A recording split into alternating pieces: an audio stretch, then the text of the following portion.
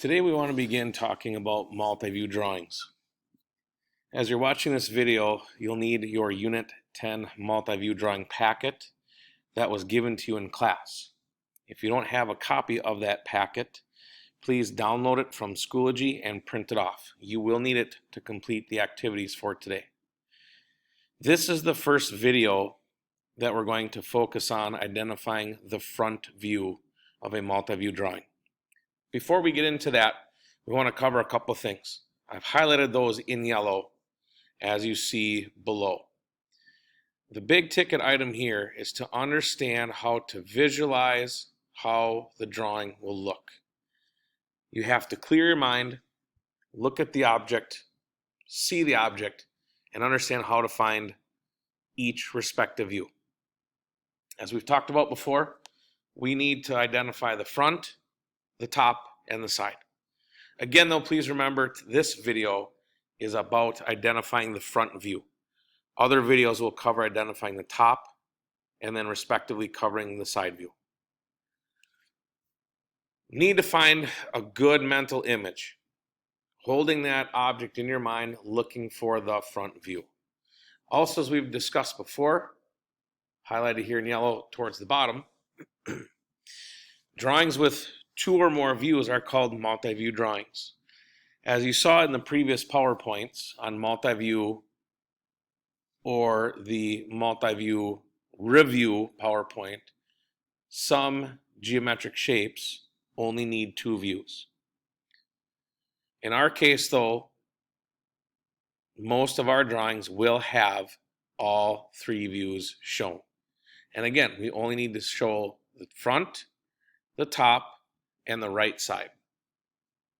Moving on with our first example is a die cube. As you can see on your screen, the die cube is one you typically find in a board game or at a casino, if you're 18, of course.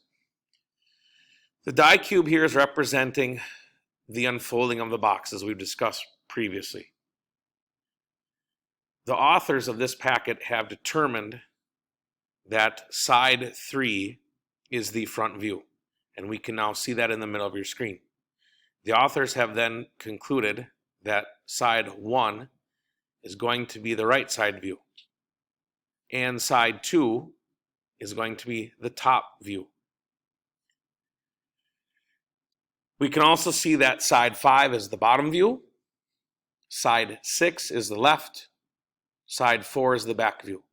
And ironically, if you haven't noticed this or looked at a die cube, two opposing sides equal the number 7. For example, if I take 3 in the front and directly behind the front view is the back view, 3 and 4 make 7. If I see my number 1 in the right side view, opposite is 6, which makes a grand total of 7. 2 on the top view corresponds directly with 5 on the bottom. 2 and 5 make 7. Something you may not have noticed with a die cube. This gives us, though, a very good example of how to unfold a box, looking at just each respective view. One of the big ticket items to start is identifying the front view of this shape. Now, the authors of this packet call it drawing a notched plane. This is their starting example.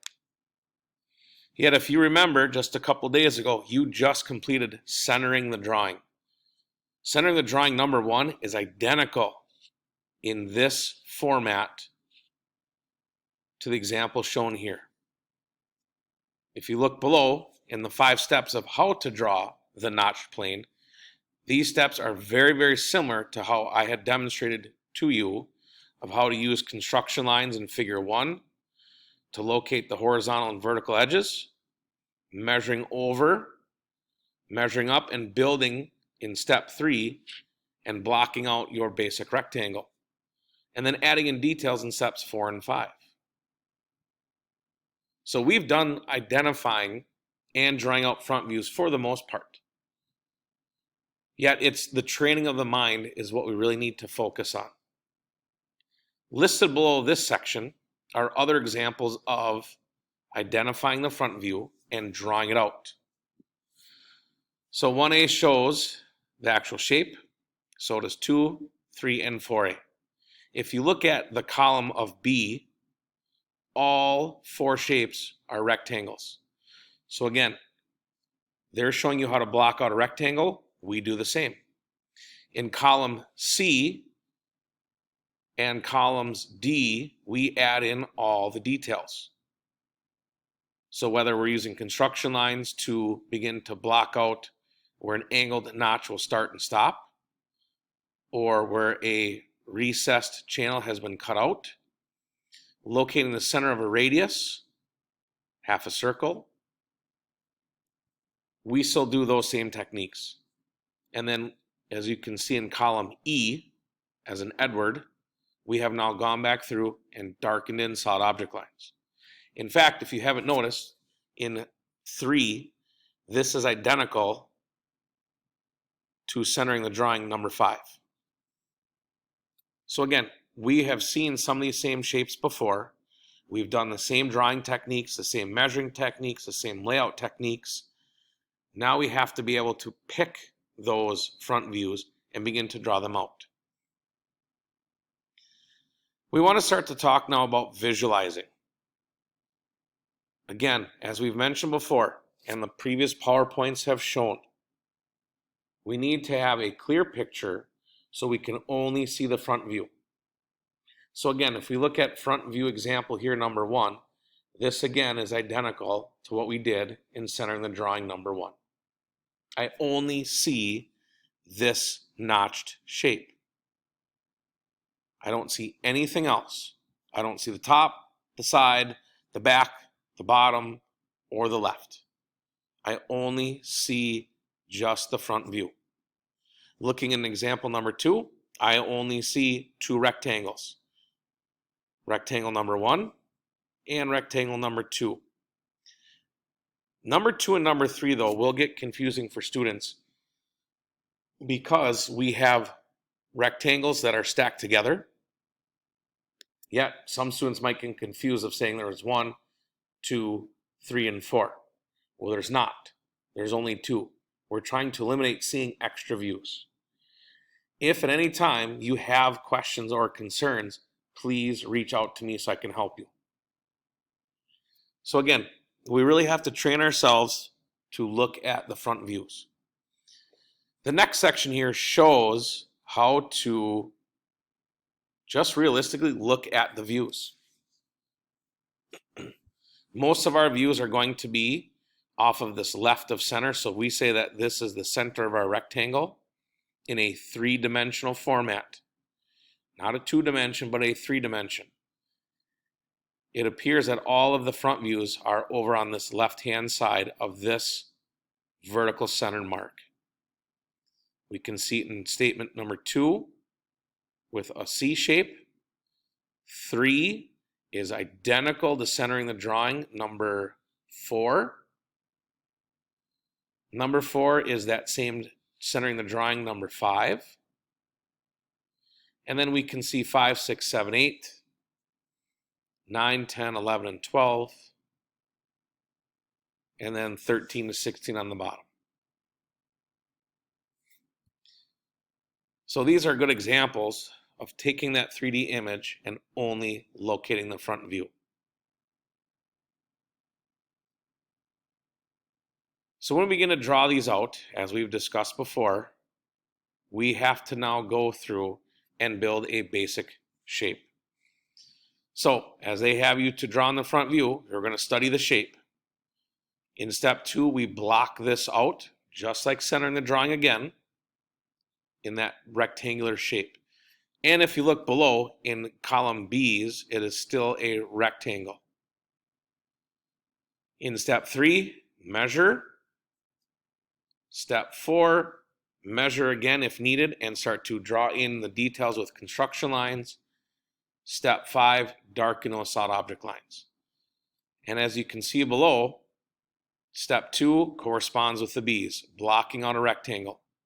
Step 3 corresponds with measuring out our detailed areas. Step 4, drawing in the details with construction lines, and then to finish step 5, we darken our solid object lines. So we will continue this trend. In fact, you will do the same drawing steps here of the front view. This is done the same way, same techniques for the top view when we get there, and the side view when we get to that next step. So what I'd like you to do is take your packet out. Your assignment, and this is not being turned in, this is for you to do at home and begin to identify the front views. So you're going to shade this. So you need a pencil. Please use a pencil in case mistakes have been made. So what we're going to have you do is shade in the front views for each object. So I've already started here with number 1. You can see my example is shaded. So what I'd like you to do now is pause the video and shade in objects 2 through 9. When you're done, go on to the next page that shows the answer key of what should be shaded. So at this time, please pause the video and begin to shade objects 2 through 9.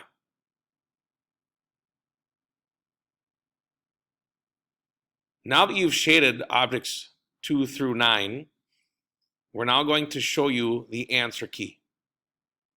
Now I'm not going to spend a lot of time looking at this slide or discussing it, as you see on your screen. So if you need to use this now, pause the video one more time and compare your shading to the answer key I've provided for you. If at any time you don't understand why something was shaded on your page and not on the answer key, please speak to me. So at this time, pause the video and check your answers.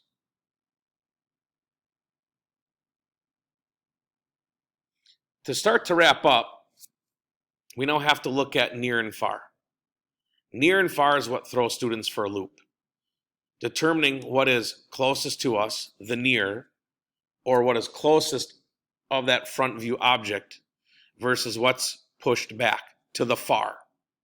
So near is closest to the front of the plane, far is to the back of the plane. So this practice and visualization of the near, the far. The S is for slope here, number 7, which a slope is an angled piece, or sometimes the medium or the middle. This example helps students realize what is the near and what's the far.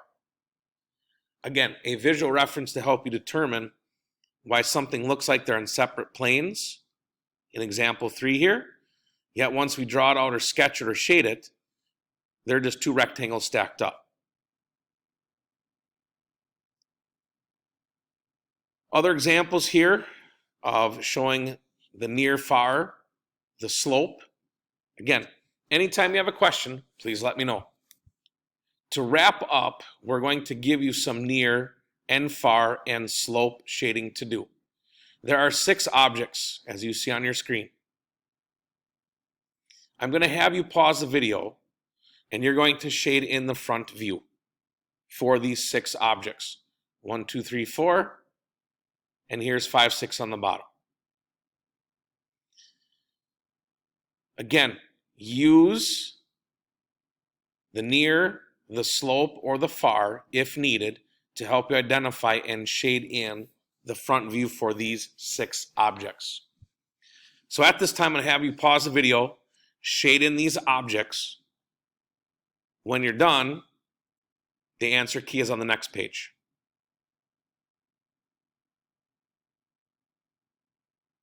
Here's the answer key for shading in the near, far, and the slope front views.